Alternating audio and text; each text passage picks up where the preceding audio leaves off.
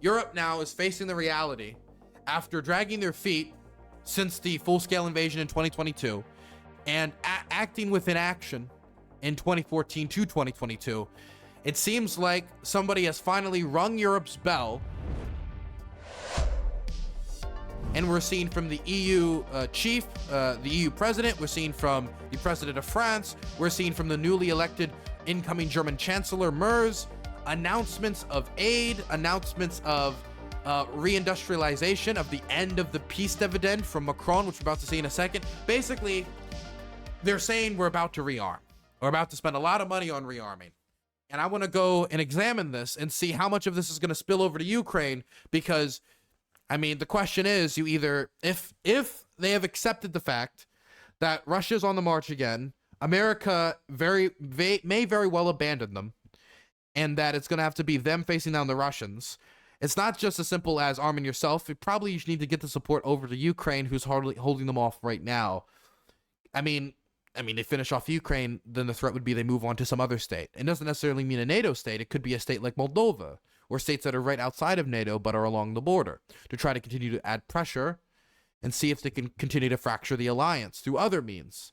Internal dismemberment of the state through either buying elections or trying to corrupt your country by buying your politicians, which they have had some success in doing in countries like Moldova. So they have to get ready for this, and I want to listen to their responses, because it seems like all the capitals in Europe right now are kind of on fire, and we're hearing we're starting to hear the stuff we should have heard in 2022. Let's listen to Emmanuel Macron open his speech.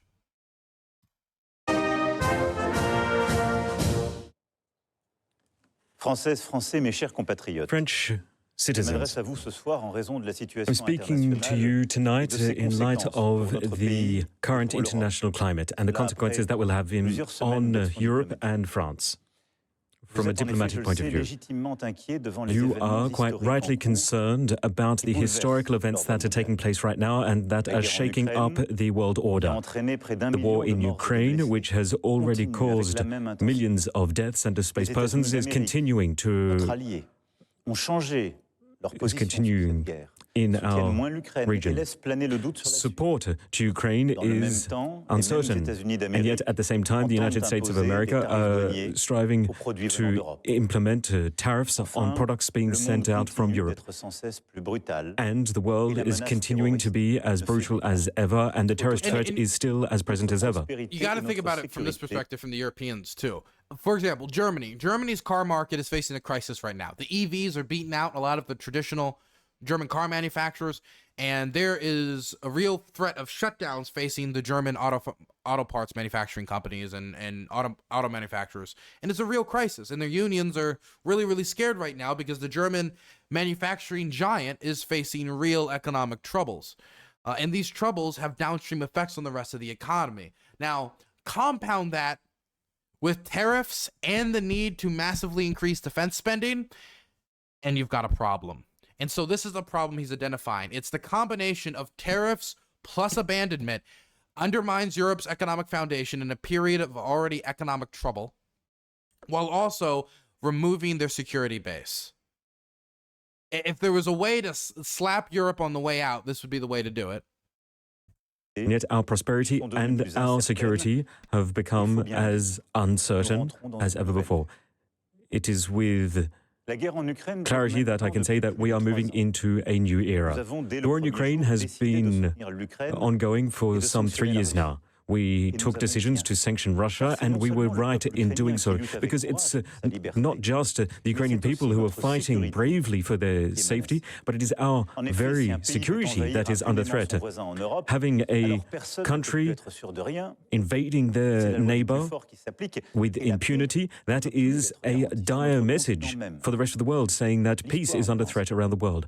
And we have learned from the mistakes of the past. The Russian threat is ever present and is on European borders. It is affecting all of us. Russia has already turned the war in Ukraine into a global conflict. We have North Korean soldiers, we have Iranian forces, all seeking to bolster their forces. Russia is crossing borders to influence what is happening in Moldova, in Romania. They are impeding the operations of our hospitals. They are spreading lies on social media, and they are... Now, you have to think about this. People, I think in America, only see the war as a threat to Europeans through the idea of, okay, well, what, the war could spill over, or they could invade Ukraine, then maybe they invade these other countries. And yeah, I guess that seems like kind of a security concern, but like, Russia has had so much trouble invading Ukraine, like, how much of a threat is it really? But you have to understand, the Russians are already pursuing industrial sabotage in European states, targeting their defense manufacturing. The Russians have tried to hire refugees to destroy Polish railways connecting Europe to Ukraine. They've done arson attacks throughout Europe, including in the United Kingdom. There have been mysterious explosions at drone manufacturing plants in the Baltics. And there's even been attempts of arson attacks in places like Canada and the United States across the Atlantic Ocean. The point is, the Russians are already engaging in a campaign of industrial sabotage and bombings and arson attacks across Europe, and even in some cases across the Atlantic Ocean. So it's not a question of like a threat that could come down the pipe.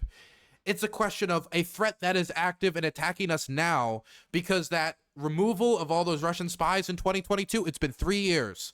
The Russians have worked very, very hard to rebuild their intelligence spider web throughout Europe.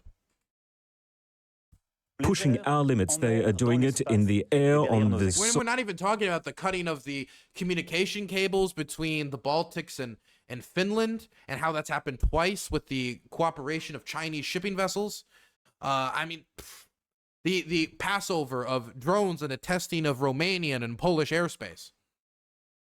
Soil and in space, and even on our screens. It seems that this war knows no bounds. Russia is continuing to weaponize, increasing budgets. By now and 2030, Russia is going to increase the scope of its army with 1.5 million additional soldiers, 7,000 tanks, and 1,500 fighter jets. I don't know about that. I mean, I guess production rates of tanks could increase quite a bit in the next 5 years, but their tank and armored car production rates are not fantastic, especially when in comparison to their loss. But that all depends upon how the war, if the war in Ukraine ended tomorrow and then they continue to expand production for 5 years, try to pump out as many tanks as possible, maybe. So given that observation, who is going to say that Russia is going to stop at Ukraine? Russia has become now and will continue to be a threat for France and for Europe. It is with deep regret that I make such an observation, but I'm convinced that in the long term, peace will return to Europe, with Russia once again peaceful. But the current situation is what it is, and we have to deal with it as it is. Given the world of danger that we live in, standing idly by would be madness. So we have to take decisions now for Ukraine, for the security of French people, for Europe. First, for Ukraine. All peace initiatives are heading in the right direction, and we welcome progress being made. We need to continue enabling Ukrainians to resist so that they can end up in a stable situation for themselves, but stability for us as well. Okay, so it seems like a clear declaration from Macron that they intend to continue to send aid to Ukraine despite America pulling back. But again, it's not just a question of continuing to send aid. Aid has to be massively expanded by the Europeans to Ukraine to make up the difference, including massive expansions of our artillery production infrastructure and buying up global stockpiles to make up the difference as you give that infrastructure time to be put in place. I mean, it's going to take, I mean, we're talking about putting these purchases in place now. I mean, yesterday would have been better, but now is always the second best option. And that is why peace cannot be achieved by abandoning Ukraine. Peace cannot come at any price, and it cannot come from Russia dictating the terms. Peace for Ukraine cannot come with the collapse of Ukraine. And we have seen this happen in the past. Who can forget that this invasion started back in 2014 and that there was a ceasefire that was agreed to in Minsk, and that same Russia did not uphold the ceasefire agreement? So we cannot have stability without robust guarantees. We cannot take them at their word. Ukraine has a right to peace and security for itself, and it is in our interest, and it is in the interest of security in Europe. And that is why we are working closely with our British, German allies and many other European nations. That is why you have seen me in these past few weeks engage with numerous of these people in Europe, in London, to draft the commitments that are the base requirements for Ukraine. For us to sign a peace agreement where Ukraine will no longer be invaded by Russia, we have to do so by supporting the Ukrainian troops in the midterm. It may require further European forces to be deployed. Wait, let me hear that. He said further what? It may require further European forces to be deployed. Does anybody know what he says there? Further European what to be deployed? Troops in the midterm. It may require further European forces to be deployed. Bosses? Bases? Forces. Forces. Okay, forces. Forces deployed where? In Ukraine or near Ukraine? Russia is... I assume in. So this war is not going to be... But Macron is one of the few people who has said that they want to deploy troops in Ukraine post-war to keep the peace as peacekeepers. And we're hearing like 30, 40, 50,000. Europe has to, in my mind, they need to gather up probably a sizable amount more than that, especially if you're not getting American security guarantees. And you would need to pair that with unilateral security guarantees from the French and the British. Like, okay, we have 30,000 troops here from the French now, but... if we get attacked, more of the French army will come. That has to be the implication. But a sizable starting for, 80 to 100,000 would probably be not the largest disincentive you could make, but it would probably be a lot more of a disincentive than the 30 to 40,000 that's currently being discussed. Just on the war fronts, this is a fight that we need to fight to ensure stability. And that is why the heads of armies in Europe are going to meet to ensure that we can come to an agreement. We need to come up with a long-term peace plan, one that we can continue to change. This is what we have prepared with a number of European partners and Ukraine. This is what I went to present to the United States just a few days ago. And I want to believe that the United States will stay by our side, but they will need to be... But we need to be ready if that were not the case. Internationally, but when I'm outside the US, I tell everyone I'm Californian and I instantly get treated better, lol. Though I won't be surprised if we don't have allies after Cheeto leaves. You tell everyone you're Californian? Like, people know certain states, right? And maybe if you'd say you're from a certain place, like, that they know of, maybe they're like, oh, I have a pot. Like, I know what New York is. New York is a place I know of. I don't know if I can pull that with Maryland, okay? I've met people who know Maryland, people who've been to America, and so I've been to Maryland, and I've met Ukrainian soldiers that have been to Maryland, which is always wild. But I don't think most people know Maryland like that. Just say you're from Canada, nah. I fly our colors. I fly my state's colors. The old line state. They will need to be... I'm a Chesapeake boy, born and bred. But we need to be ready if that were not the case.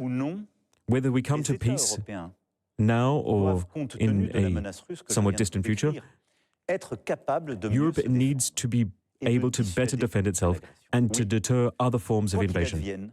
Whatever the case may be, we need to arm ourselves more. We need to bolster our defense positions. We need to deter. And that is why we uphold NATO and our partnership with the United States of America. But we need more. We need to reinforce our own defense and security capabilities. The future of Europe is not going to be decided by Russia or by Washington. So yes, once again, the threat is now coming from the east, and this is a stark reminder of what has happened over these past 30 years since the fall of the Berlin Wall, that we have now moved into a new era. So we have the meeting of the heads of state and government of Europe at the Council, and we will take numerous decisions.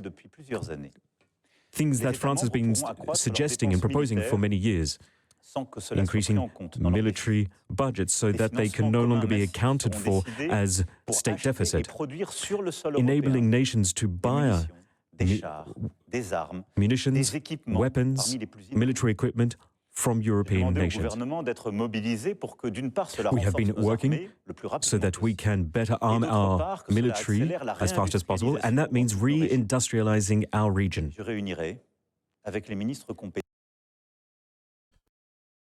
Sorry, I was muted. Reindustrialization. Okay, that's a serious discussion. How much are they going to invest in reindustrialization? It's not a question of just saying reindustrialization. We're going to make the factories. And the thing is, like, okay, you want to make the factories. And this is going to be, I'm going to be a broken clock. You should have done this shit in 2014, let alone, wait, no, 2022 should have been in 2014, but 2022 at the least. Now it's 2025. This war has been going on for 3 fucking years. This is when the factory should be kicking into gear. So an overwhelming force of steel would be pushing the Russians back, making them think, okay, we have to negotiate and consider the future of the Ukrainians when considering Ukraine. Instead, we half-assed it. We built up some of German defense industry with Rheinmetall. There's been some expansion of French production, but not nearly enough. Certainly not enough to make up the American difference.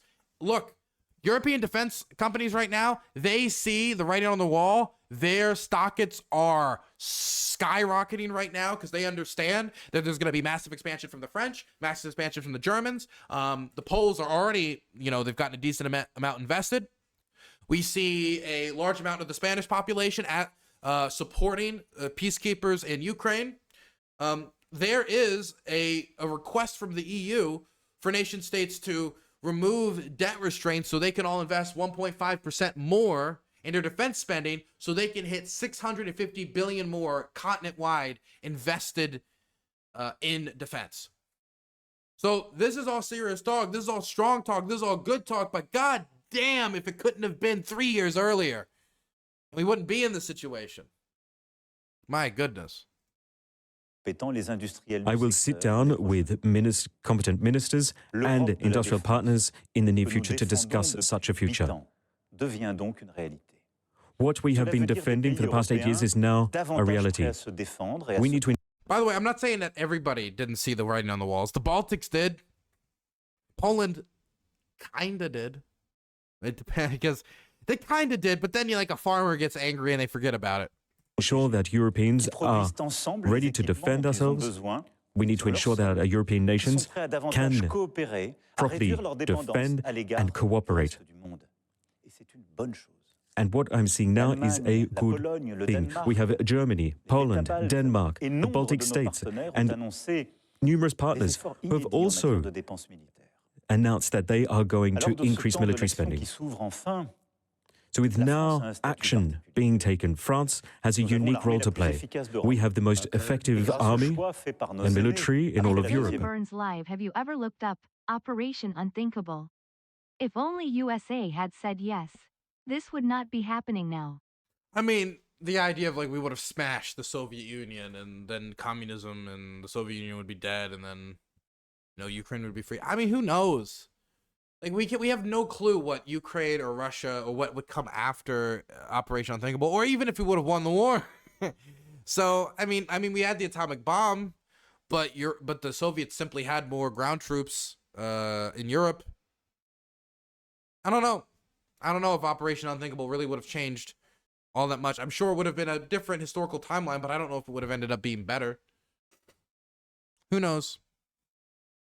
This is something that we have been bolstering. Plus, if we did use atomic weapons like it was normal on the battlefield post use on Hiroshima and Nagasaki against the Soviets, would that have changed the culture around atomic weapons so much in their use on the battlefield to normalize it going into places like Korea? And then when the Soviets, if they survived, or some other power attained atomic weapons, would they feel, due to the American use of these atomic weapons, would probably be one of the only ways we could really beat the Soviets on the European continent at that stage, how would that change atomic policy? Would the world be more dangerous? I would say maybe, likely, at least when it comes to atomic power. Hard to think about, though. Alternative history scenarios, there's always stuff you can't account for. bolstering since the end of the Second World War our nuclear capacity. And this gives us a certain position which is different to our neighbors. We didn't have to wait for... But also, let's be clear, people were tired of war at that point. People were tired. And it's not the type of tired of watching war on their TV screens. I mean tired of actually seeing coffins come home. An invasion in Ukraine for us to understand that we had to increase military spending. And this is what we have put through in numerous budgets to Parliament. We have doubled our military spending in the past 10 years. Given the threats and the acceleration of events, we have to make new budgetary decisions, additional spending, which are now essential. I have asked the government to work on such a budget as rapidly as possible. This will mean new investment, that we will have to reach out to private funding and public funding, again, without increasing taxes. But for that, that means reform, choices, and it requires courage on our behalf. Our nuclear... Knowing Macron saying we need to do these investments, but we're not going to raise taxes, we're going to have to make adjustments. What that sounds like to me, if I'm being blunt, but of course I don't know this for sure, but I'm just being blunt, it sounds like we're going to cut some social safety nets, we're going to cut this, we're going to cut that, we're going to find the money. Deterrence protects us. I remember those protests in France when they were talking about the retirement age. My God. It is French from A to Z.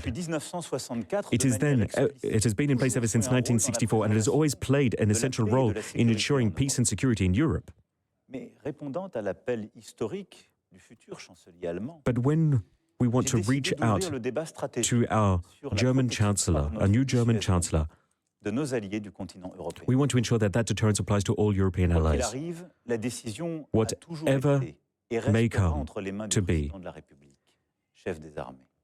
that decision to use the nuclear deterrence will always remain in the hands of the French president and head of the armed forces. So we can ensure our independence through military means, but also through economic means, because economic independence is essential for us. We need to prepare ourselves for a world where the United States of America will decide to implement greater tariffs on European products, which is what the president has just announced for Canada and Mexico. And the tariff rates on Canada and Mexico are actually higher than the tariff rates on China. 5% higher.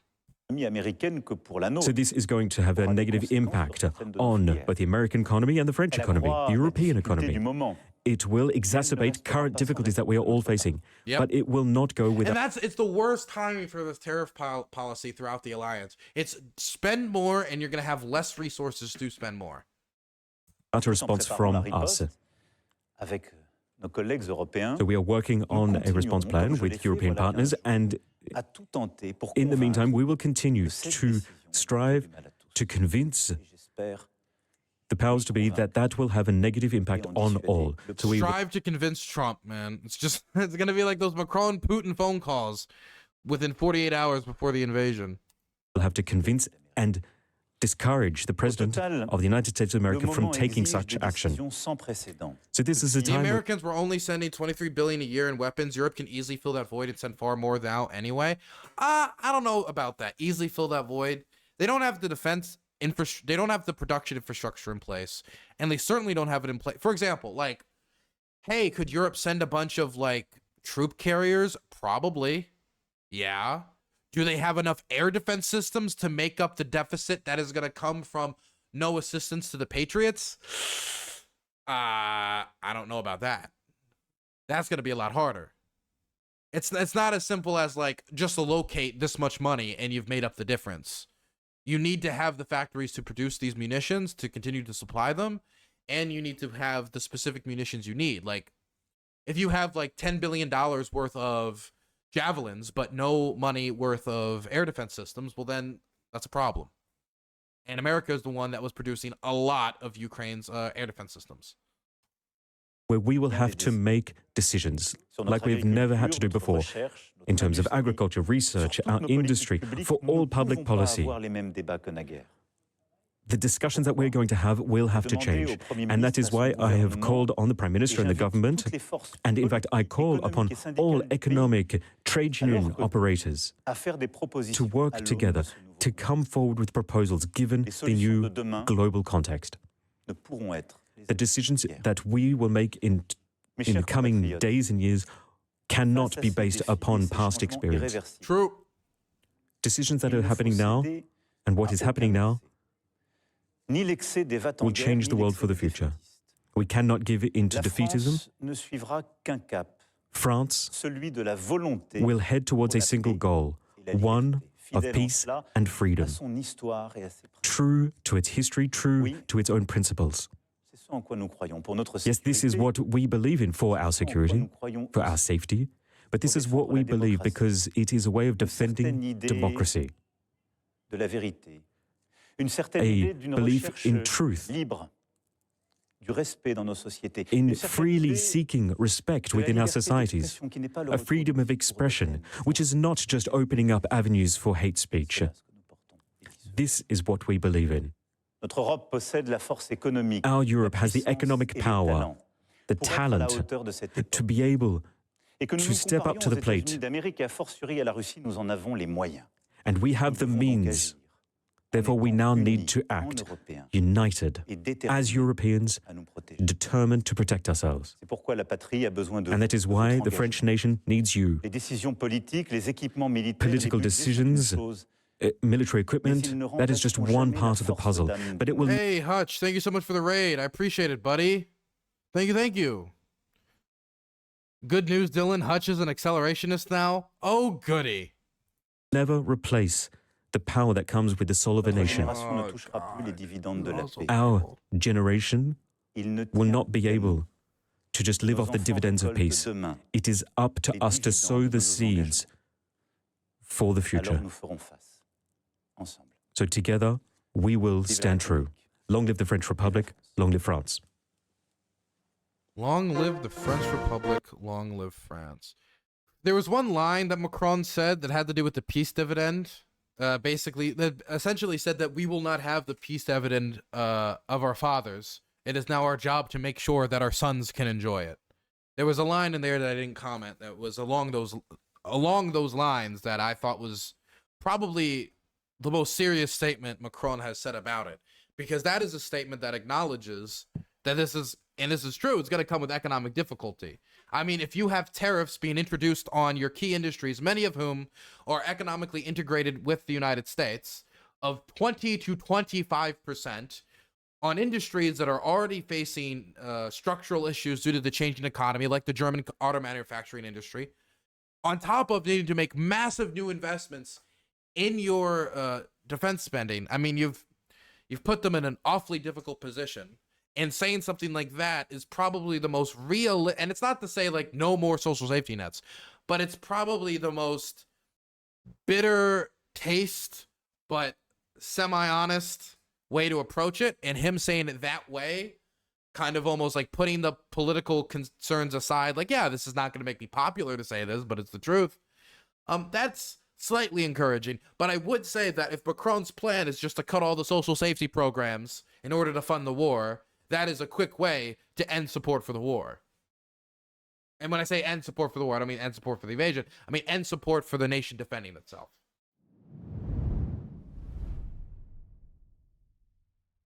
I feel really good about going back to school for electrical engineering now. Defense industry is going to be booming for a little while.